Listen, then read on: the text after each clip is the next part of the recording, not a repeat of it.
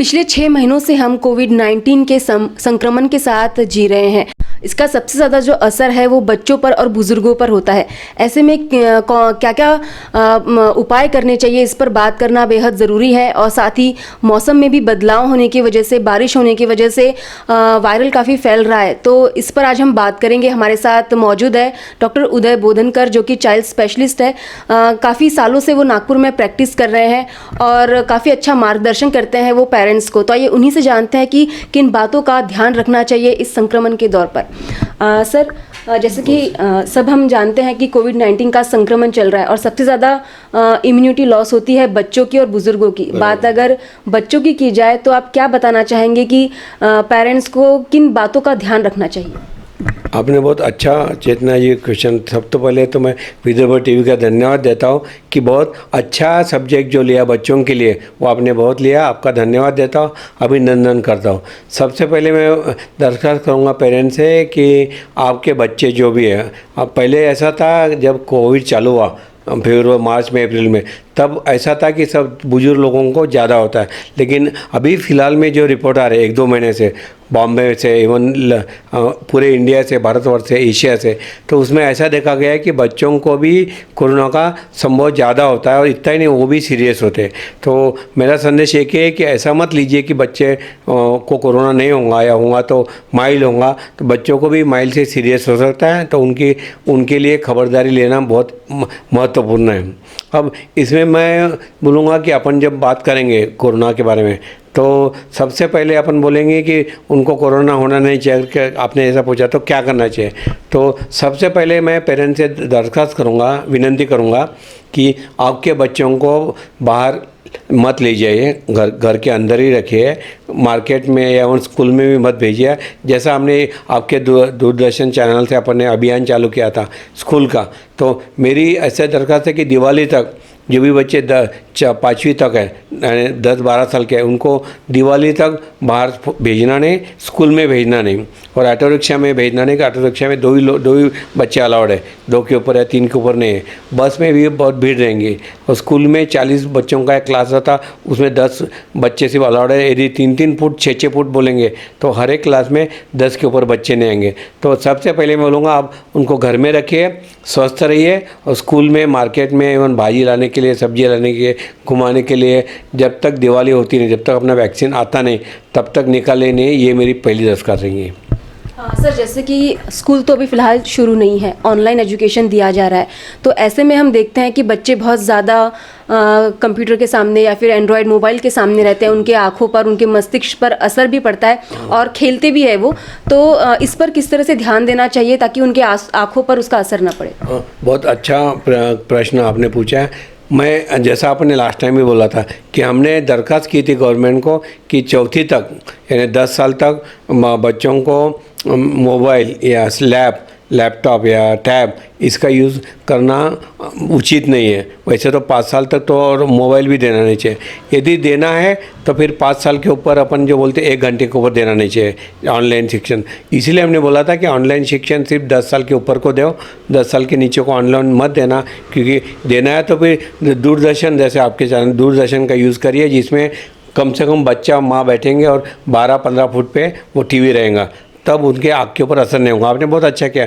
अभी हम देखते हैं हमारे पास जो बच्चे आते हैं उनमें सर दर्द होना, हेडेक होना, टेम्पर टैंट्रम यानी ज़्यादा वायलेंस होना, क्योंकि वो मोबाइल में सब चैनल देखते, सिर्फ पढ़ाई करते नहीं, उसके बाद मम्मी डैडी उसको मोबाइल छोड़ देते, बोलते बेटा तू कर ले, मैं काम करके आती हूँ। तब वायलेंस है या ऐसी डरावनी चीज़ है, कार्टून जिसमें खून खराबी है, ये देखते तो उनके मन के ऊपर असर होता, शारीरिक अवस्था, मानसिक अवस्था बिगड़ती है। तो मेरी दरख्वास्त ये पेरेंट को कि 5वीं तक बच्चों को आप मोबाइल हाथ में मत देना। 6वीं तक देना है तो टीवी, दूरदर्शन पे जो भी चैनल है, संस्कार चैनल है, आस्था चैनल है, जो जिसमें साइंस जियोग्राफी दिखाते हैं वो दिखाओ। अच्छे वाले संस्कारी चैनल दिखाओ, दूरदर्शन वाले चैनल दिखाओ, उनके और संस्कार करिए, घर में रखिए, उनके साथ संवाद साधिए। मैं बोलूँगा जिनके घर में माँ बाप के अलावा दादा दादी है, नाना नानी है, वो तो बहुत, मैं बोलूँगा बहुत खुश नसीब है दे आर वेरी लकी कि उनके घर में बुजुर्ग लोग हैं, कि जो बुजुर्ग लोगों का संस्कार उनके ऊपर रहेगा, उनके ऊपर वाज भी रहेगा। क्योंकि आजकल क्या है, माँ बाप दोनों भी सर्विस के लिए जाते हैं। अभी तो ऑनलाइन हो रहा, बाकी लोग तो गवर्नमेंट के लोग तो स्कूल में जा रहे हैं। तो ऐसे होगा तो उनके ऊपर ध्यान देने के लिए कोई बुजुर्ग व्यक्ति रहा तो अच्छा रहेगा, ऐसा मैं बोलूँगा। तो मैं इतना ही दरख्वास्त करूँगा कि जहाँ तक है मोबाइल है, टीवी है, मोबाइल है, लैपटॉप है, ये चीज़ें 12 साल तक बच्चों को हाथ में मत दीजिए। देना है तो आपके अंडर कंट्रोल में 1 घंटा 2 घंटा देना ऐसा उचित समझूंगा। सर, अगर बड़ों की या फिर बुजुर्गों की बातें करते हैं तो ये कोविड-19 का जो संक्रमण है उससे बचने के लिए विटामिन सी लेते हैं, काढ़ा या फिर गर्म पानी लेते हैं। लेकिन बच्चों को ये सब चीज़ें किस तरह से दी जाए, ये पेरेंट्स के लिए बहुत बड़ा चैलेंज हो गया है, खासकर मदर्स के लिए। तो क्या बताएंगे कि किस तरह का आहार देना चाहिए, किन बातों का ख्याल रखना चाहिए कि उन्हें पोषक आहार मिल सके और वायरस से बच सके? ये बहुत अच्छा प्रश्न पूछा आपने कि मैं बोलूँगा न्यूबॉर्न बेबी जो जन्म हुआ उनको तो सबसे अच्छा आहार मिलता है माँ का दूध। और माँ का दूध तो 6 महीने तक हम बोलते हैं माँ का दूध दो, ऊपर का कुछ नहीं देना। और 6 महीने का बच्चा ऊपर हुआ तो पूरक आहार बोलते हैं, चावल दाल खिचड़ी जो भी उनके गरीबी परिस्थिति में वो देना। तो और माँ का दूध कम से कम 2 साल तक चालू रखना, ये पहला संदेश मैं दूंगा। और पूरक आहार गाढ़ा देना, पतला चावल का पानी दाल का पानी देंगे तो उसको कुपोषण होगा। तो चावल दाल खिचड़ी जो भी आपके घर में है, जो भी आपकी परिस्थिति है उसके मुताबिक 3 या 4 बार बच्चों को खाना खिलाना, ये नंबर 1 हो गया। उसके बाद बड़ा बच्चा हो गया 2-3 साल का 4 का, तो उसको खाना घर का मिल रहा। तो मैं आपको अच्छी चीज़ बताऊंगा यहाँ लोगों के लिए कि हमारे पास जैसे पहले 50-100 बच्चे आते थे, उसमें टाइफाइड यानी विषम ज्वर, जॉन्डिस यानी पीलिया, डायरिया यानी अतिसार, डिसेंट्री यानी हागवन, ये बच्चे बहुत आते थे। आपको खुशी होंगी जानकर कि अभी हमारे यहाँ ये बच्चे आना बंद हो गया। क्यों बंद हो गया? क्यों? घर का खाते हैं, घर का पानी पीते हैं, माँ का हाथ का खाना खाते हैं। बाहर का बंडी का, जैसा मैं हमेशा देता हूँ एजुकेशन की, बाहर का पानी पूरी, भेलपूरी, तेलपूरी, बाहर का जूस, बाहर का होटल का पानी पीना बंद करो। ये बंद अपने आप कोरोना से हुआ। तो ये एक अच्छी चीज़ है, वो आप चालू रखिए। घर में खाना खिलाए, घर का पानी उबाल कर ठंडा करके, अभी देखो बारिश चीज़ है वो भी अपन करेंगे बाद में। पानी 10 से 15 मिनट उबाल कर बाद में ठंडा करके बच्चों को तो भी वही पानी 24 घंटा पिलाना हो। 24 घंटे के बाद वो पानी फेंकना नहीं, वो पानी दूसरे काम में यूज़ करना। और फिर से बच्चों के लिए कम से कम 10 या 15 मिनट उबाल कर ठंडा करके पानी पिलाना चाहिए। ये चीज़ें लेना चाहिए। बाद में आपने पूछा उनके हैंड वॉशिंग जो वो तो करना पड़ेगा उनको, अपन उसके बारे में बाद में आएंगे। आपने डाइट पूछा, डाइट में जैसा आपने बोला कि विटामिन सी, तो विटामिन सी अपने यहाँ जिनको दमा नहीं है, खांसी नहीं है, जिन बच्चों को अस्थमा नहीं है, उन बच्चों को हम विटामिन सी का नींबू शरबत, जो घर में नींबू सस्ता है, नींबू लेके उसका नमक और सॉल्ट डाल के 1 गिलास पानी पर नींबू शरबत पिलाया तो विटामिन सी मिलेगा।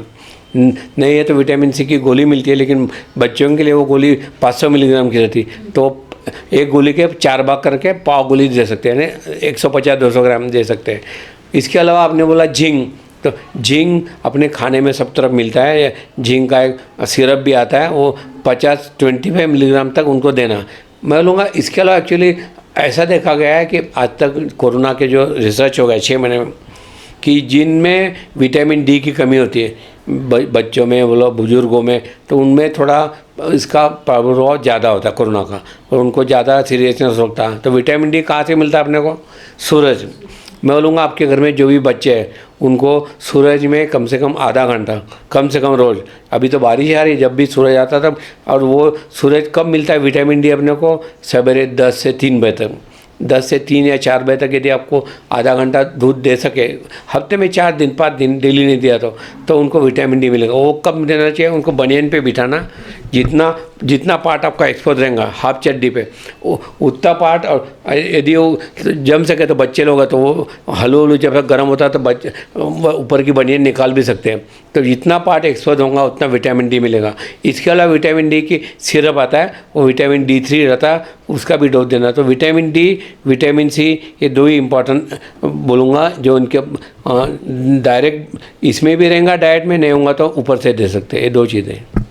फ्रूट्स से विटामिन और मिनरल्स जो है बॉडी में जाते हैं, लेकिन वेदर चेंज हो चुका है, बारिश का मौसम है, ऐसे में कौन से फ्रूट्स खाना चाहिए ताकि खांसी सर्दी या फिर कफ की जो प्रॉब्लम्स बच्चों को होती है वो ना हो सके? बराबर आपने बोला, जैसा आयुष जो डिपार्टमेंट ऑफ मिनिस्ट्री ने बोला है, आयुष में सब आता है, होम्योपैथ, आयुर्वेदिक, यूनानी। तो मैं ऐसा डॉक्टर एलोपैथी होगी मेरा सब पैथी पे विश्वास है।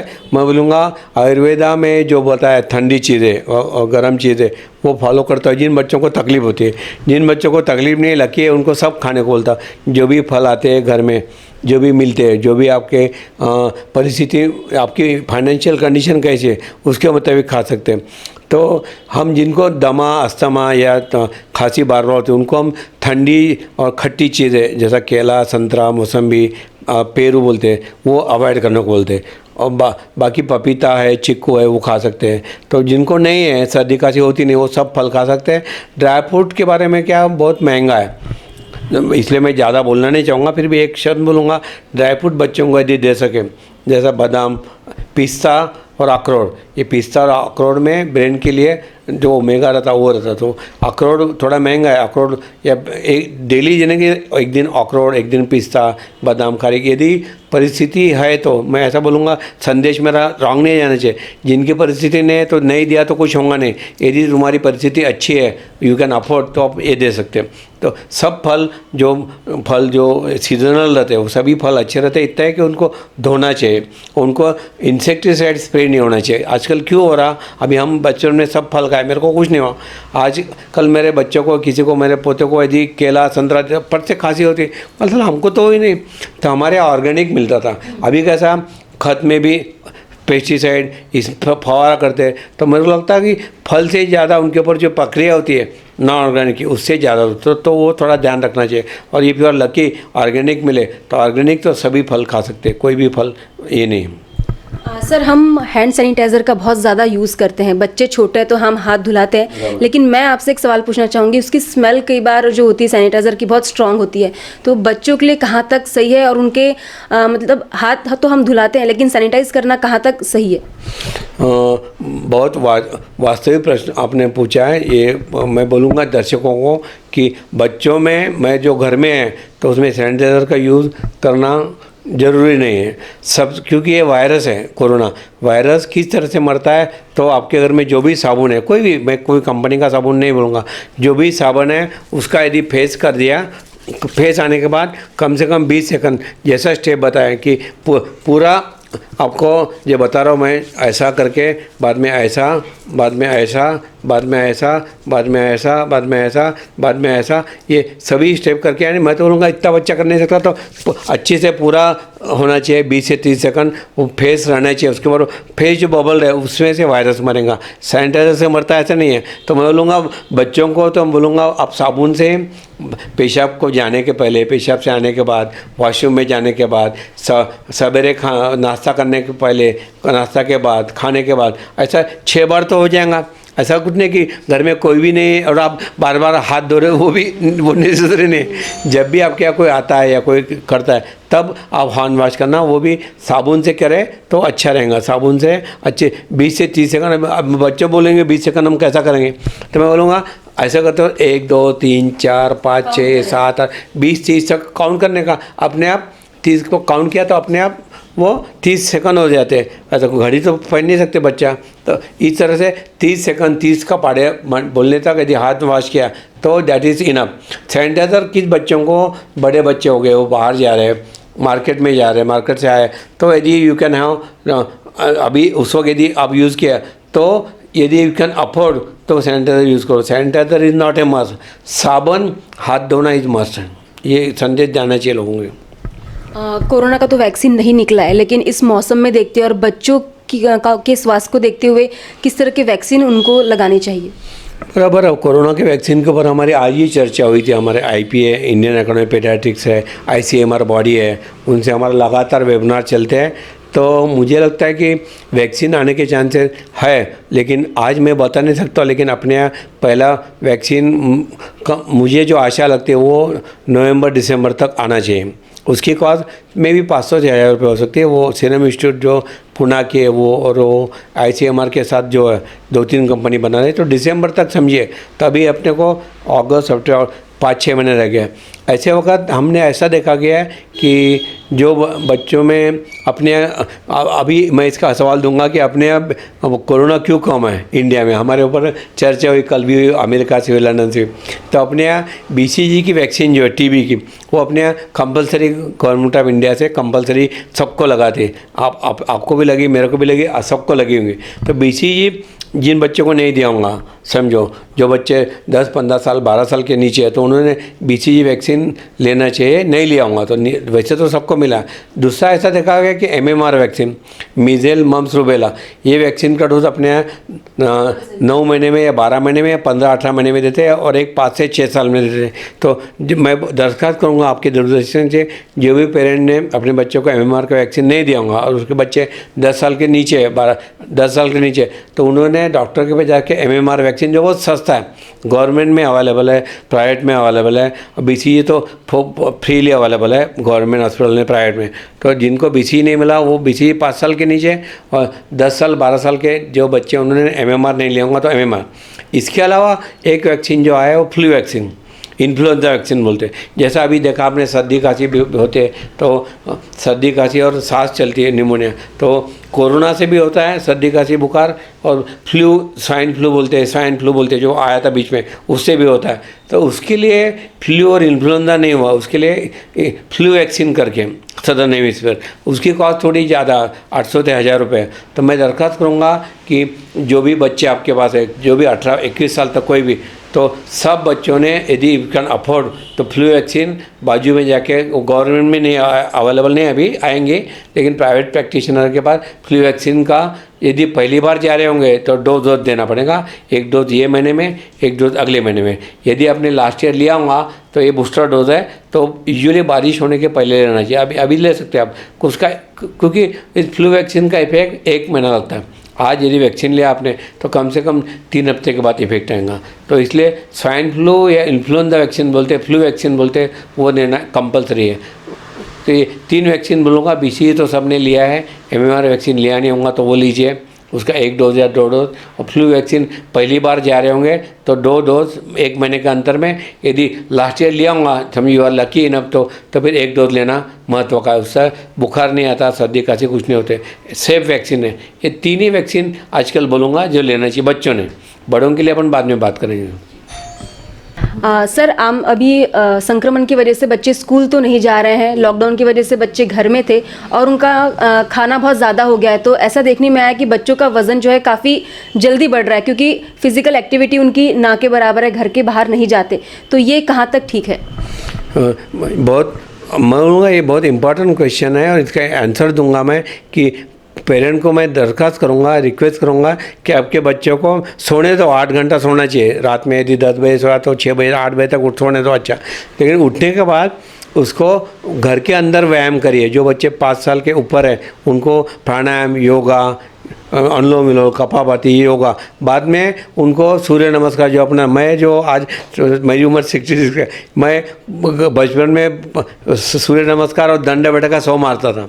तो घर के अंदर सूर्य नमस्कार के लिए रूम होना, दंड बैठक के लिए रूम नहीं, और लड़के लड़कियाँ कुछ भी रस्सी रहती तो उसको क्या बोलते हैं, डोर से उड़िया, वो करने का। जिनके घर में ऊपर में ये टेरेस है और वो 4थे माले 5वें माले पर, बच्चों को बोलना कि जब कोई नहीं है यानी मास्क लगा के बाहर निकलना, ऊपर से नीचे 15-20 बार टेरेस पे जाना आना करना।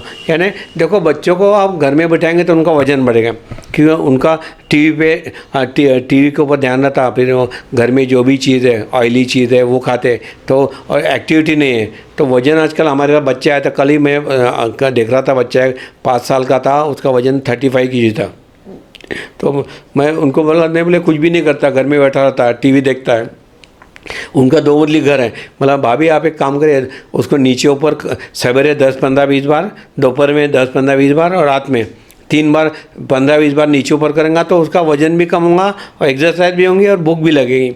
सिर्फ खाने से कैलोरी बढ़ती है और वजन नहीं करने से फैट बढ़ता है। तो मैं बोलूँगा सब पेरेंट को उनमें घर में व्यायाम, योगा, एक्सरसाइज, रस्सी के ऊपर कूद, प्राणायाम सूर्य नमस्कार, दंड बैठका, ऊपर नीचे करना, गच्ची पे यदि बारिश है तो मत जाने देना, लेकिन अंदर के अंदर नीचे ऊपर कर सकते हैं। और घर के अंदर ही जितना घर है उसमें चक्रा मारने का बच्चों को, उसके अंदर यदि साइकिल स्टैटिक साइकिल होंगी तो उसके अंदर साइकिलिंग करवाना बच्चों को आधा घंटा 1 घंटा। ये क्या है तो बच्चों का हेल्थ भी अच्छा रहेगा, वो अच्छा खाना खा रहे हैं घर का, तो वो बीमार नहीं पड़ रहे हैं, घर का पानी पी रहे हैं, बीमार नहीं पड़ रहे हैं, वैक्सीन मिल रहा है, बीमार नहीं पड़ेंगे। और तंदुरुस्त रहने के लिए हेल्थ इज़ वेल, उनका आरोग्य अच्छा रहेगा, वो भी एक्सरसाइज करेंगे, ये मेरा संदेश रहेगा। तो ये थे हमारे साथ डॉक्टर उदय बोधनकर, जो कि चाइल्ड स्पेशलिस्ट है। इन्होंने कोरोना संक्रमण में और बदलते मौसम में बच्चों का किस तरह से ख्याल रखना चाहिए, उनकी सेहत का किस तरह से ख्याल रखना चाहिए, उस बारे में बात की। उन्होंने कहा कि विटामिन सी और विटामिन डी का लेना बहुत ज़रूरी है, और साथ ही कुछ वैक्सीन के बारे में भी उन्होंने जानकारी दी, जो कि बच्चों को इस बदलते मौसम में उनकी सुरक्षा कर सकती है। कैमरा पर्सन विकास जीवने के साथ चेतना गानार, विदर्भ टीवी।